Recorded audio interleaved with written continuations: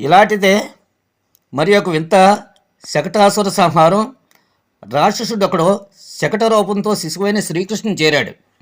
అర్భకుడైన కృష్ణుడు ఆ శకటాన్ని తన కాలితో తన్నగా ఆ శకటం ఆకాశంలోకి ఎగిరిపోయింది. ఆ విషయం ప్రక్కన ఆడుకునే పిల్లలు యశోదతో చెప్పారు. అలాంటిదే మరి ఒక వింత. తృణావర్తుడైన రాక్షసుడు ఒకనాడు సుడిగాలు రూపంలో వచ్చి బాలకృష్ణుని ఎత్తుకునే గగనమండలానికే ఎగసాగాడు. అది చూసి యశోద, వ్రజభామినులు అందరూ ఆశ్చర్యశక్తులే శోకించారు. అంతలో ఆ జైత్యుడు శ్రీకృష్ణుడి బరువు మోయలేక గజగజ తన్నుకుని నిజరూపంతోనే నేలకూలాడు.